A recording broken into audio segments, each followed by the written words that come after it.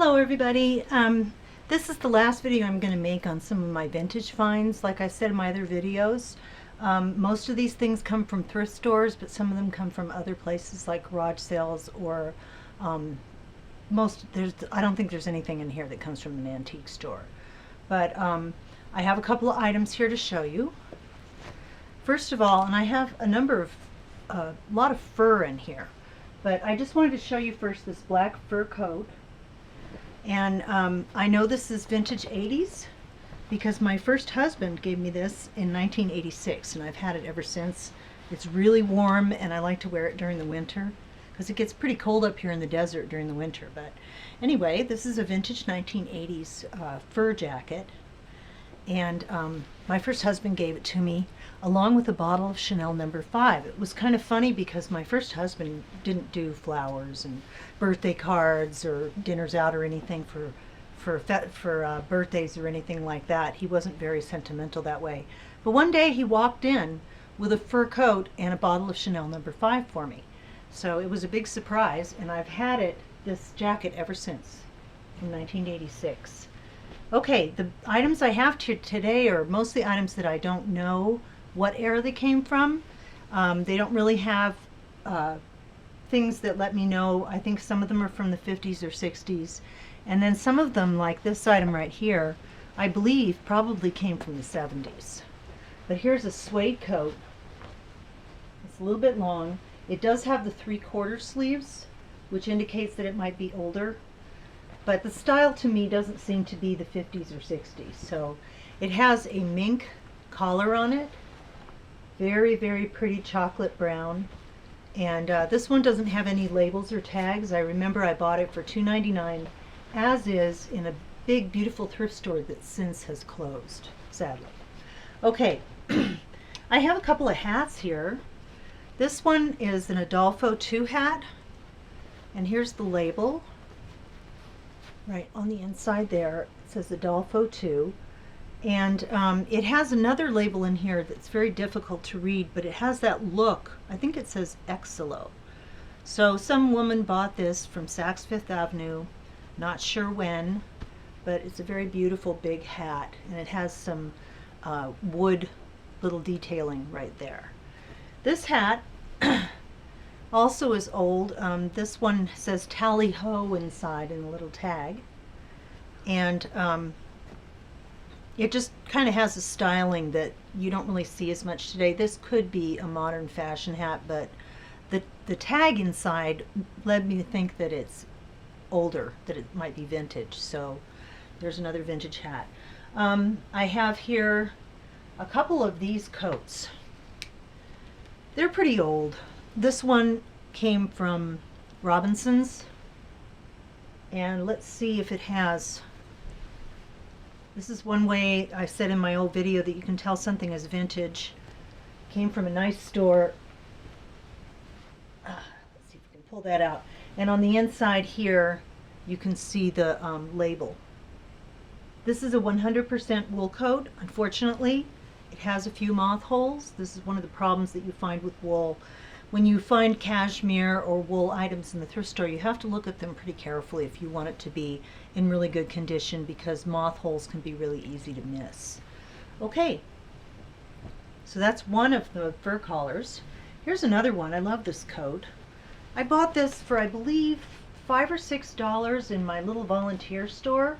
It also has a beautiful mink collar right here, and it is an old style jacket. It has the 3/4 sleeves. And I love movies from the 50s where you see ladies running around in their 50s clothes with these coats on. And it's cute because, you know, in the movies that were made back then, they're always wearing high heels.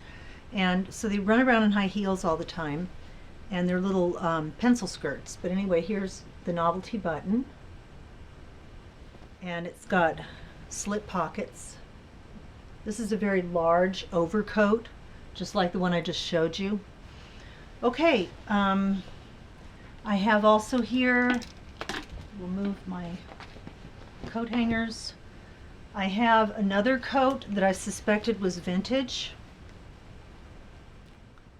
This one right here didn't look that old to me, The fashion didn't look that old, but it's got these buttons. I couldn't tell whether these are modern fashion or not, but they appear to be old on the backs of the buttons. Also, another thing that led me to think that this was older was the label on the inside, right here. It says 80% cashmere, 20% mink, and this was made by Elegant Fashions. And the words Elegant Fashions kind of makes me think that this is vintage, because the tags on the insides of clothes these days usually don't say things like that. What's really exciting is when you find a coat or a stole, a mink stole or something like that, that has the owner's names monogrammed on it. So they went to a really nice department store and they bought the coat, and then they had their initials monogrammed on it, and that kind of tells you it's a high quality coat. Okay, my other furs. Not sure what era these came from. This one is an enormous rabbit fur coat, very long, and it has this beautiful ruby red lining on the inside. It has the big buttons. My guess is that maybe this is from the 70s. Not sure. It also has a big hood. And my dogs actually got to this jacket. I've had this jacket for a while. I paid $2.99 for this as is, in the same place that I got the other one I showed you, from the store that's now closed. And the tag inside, this is enormously long. It goes, gosh, all the way down to almost my ankles, this coat. And it's really, really super warm. And this one says, furs up, let's see, Alexander's, and it's 100% rabbit fur. And here's the inner label. This one has condition issues. I had to sew some of it. There's places where the fur was starting to come off in clumps. And when my dogs got to it, they got a little piece of the fur off that's attached to the lining. And, you know, they were playing with it, and I caught them and freaked out, and I sewed the panel back on. I believe it had come from the back right here, and you can see my awkward stitching when I attempted to fix it. I don't sew. If you shop for vintage clothes or you shop in thrift stores, if you sew or tailor, that is a great asset, because you can fix things that don't fit, or you can fix things that have been damaged, so you can wear them again. Okay, this is my last one. This is a big fur that I also bought at the same store. Somebody put their initial in here or something, or the thrift store people may have put that in there. This one has a gaping hole, which I've been meaning to fix in the sleeve. And it's white. I'm pretty sure it's rabbit fur also, but I loved the cream color, so I also wear this one in the winter. I just need to do some adjusting. This one does not have a label on the inside. Have no idea how old it is or if it's a newer coat. To me, I thought it looked like an older coat, but like I said, you can't really be sure. Anyway, this is the end of my video on vintage clothing and jewelry and accessories. I have one last pair of shoes. Now, I showed these in another video, but what interested me about these particular shoes was the signature on the inside. They have a picture of a cello, and then it says that the shoes were made by, I think it says Monsini in here.